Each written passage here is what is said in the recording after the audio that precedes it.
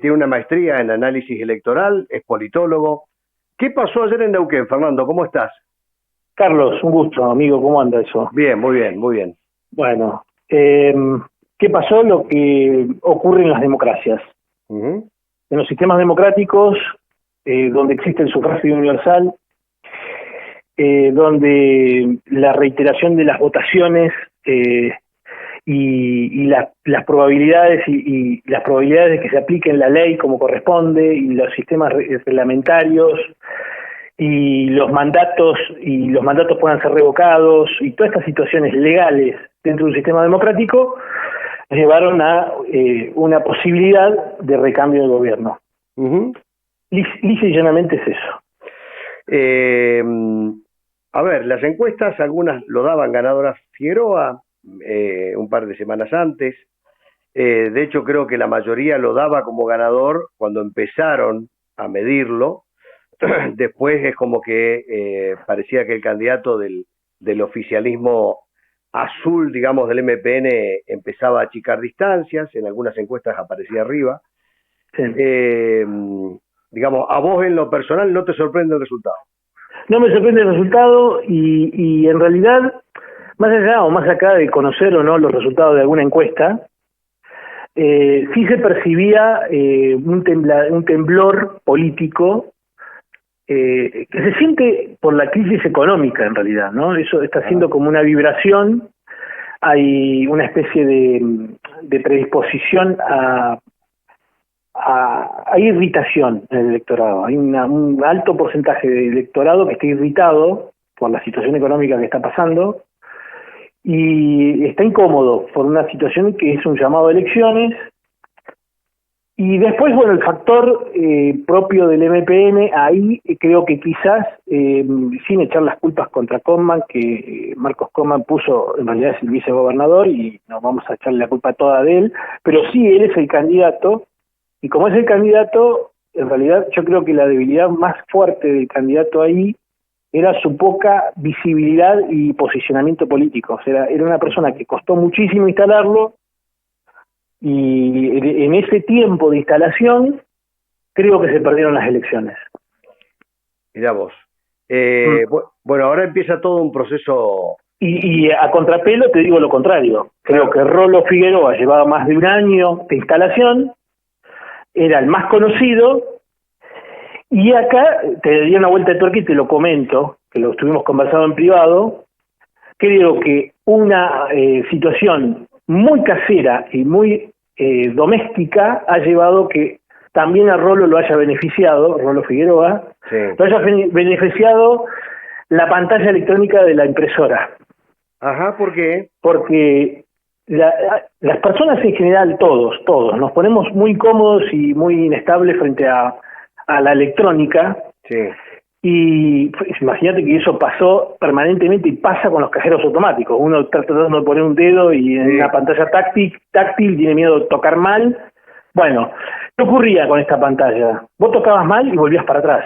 Sí. Y para atrás, al azar, se mezclaban nuevamente todas las caras. Entonces, ante el nervio y la situación incómoda, había personas, que yo las estuve observando ayer, que tocaban lo primero que veían. ¿Y qué es lo que primero ven? Al que más conocen. ¿Y quién era el que más conocían?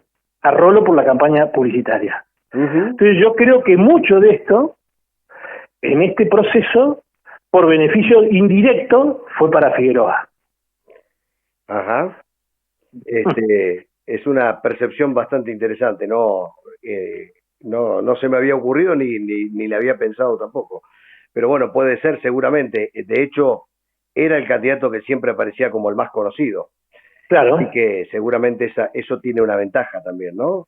Sí, claro. Cuando vos mezclás las cartas y buscás de vuelta la cara de que ante los nervios y terminado el proceso de votar y ponés el dedo donde más conocés. ¿Sí? Lo haces intuitivo, ya ni lo haces razonándolo, lo haces, ponés el dedo ahí directamente. Ahora, querés terminar con la situación, sí. Sí, la gente votó cambio, la gente evidentemente quería hacer un cambio. Figueroa entendió que ese cambio no podía hacerlo dentro de la propia estructura del partido, por eso arma todo este tejido electoral político, donde hay gente del peronismo, donde hay gente del centro izquierda, donde está la gente, un sector de Cambiemos, digamos, ¿no? Da la sensación que la gente tampoco quiere dar un salto al vacío, quiere cambiar, con lo cual se cae también toda esta teoría de los cambios extremos que podrían, por ejemplo, representar Milei. El candidato de Milei terminó cuarto acá en Neuquén, ¿no? Bueno, en particular yo he escuchado reportajes y audios directamente del candidato Eguía, y la verdad que eran bastante desagradables e incómodos escucharlos. Y yo no sé si todo el mundo lo califica de esa forma, pero a mí no me gustaría ser gobernado por una persona que está a los insultos. Y yo creo que eso juega mal, le restó claramente. Por el otro lado, paralelamente, yo creo que el efecto Milei tiene un techo y acotado dentro de un grupo etario, y produce un fenómeno electoral que va a durar este año y veremos en qué termina. Eso está pendiente. Por el otro, creo que también existe, por ejemplo, la discusión de si perdió por mucho o por poco Conman frente a Rolo Figueroa. Si perdió por poco, porque perdió por poco, perdió por menos de 8.000 votos, recuperamos todo de vuelta. Bueno, esa discusión no tiene mucho sentido, porque en realidad pensemos en Scioli. Scioli en el año 15 perdió las elecciones frente a Macri y perdió la presidencia, todo el país votó y se perdió por 450.000 votos. Si lo pensás bien, es casi nada. Creo que a un punto presidencial, un punto nacional.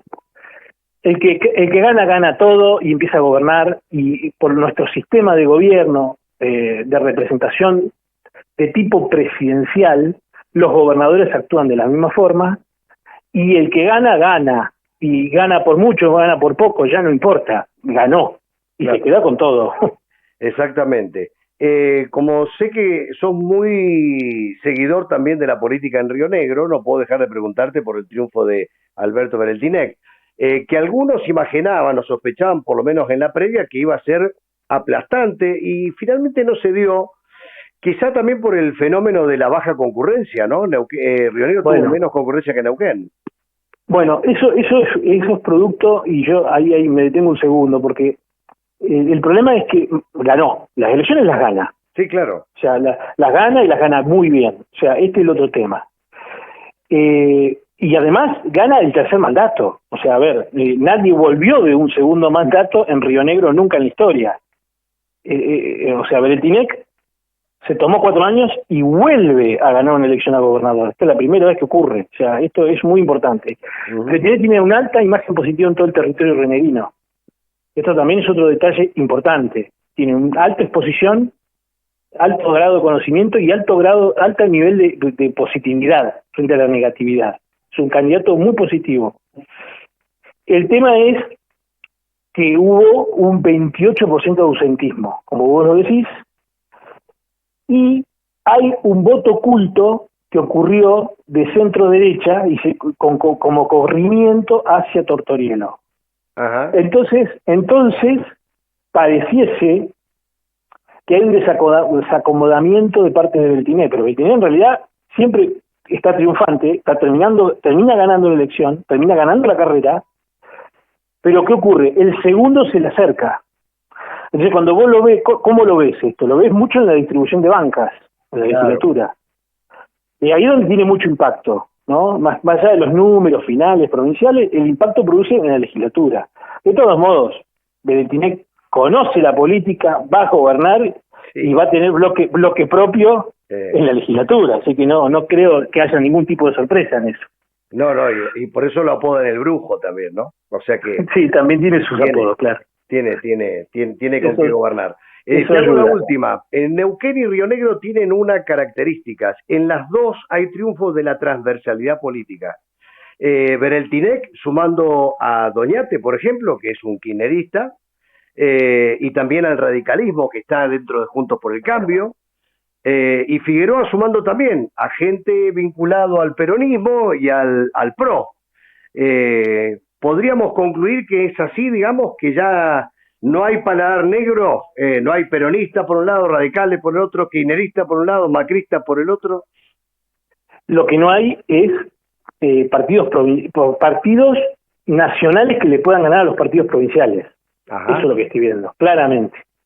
O sea, los partidos nacionales en territorios Río Negro y Neuquén están realmente en una situación muy incómoda con los armados provinciales, porque los armados provinciales, en este caso, por ejemplo, vamos a hablar de Neuquén, estaba el MPN, que tenía sus colectoras, pero Rolando Figueroa era un partido que tiene su partido provincial, con nombre propio, y tiene sus colectoras también. Entonces, es un armado provincial, no es un armado con pedazos de representación que algunos dirigentes venían de partidos nacionales, pero en realidad se provincializan al entrar en ese armado.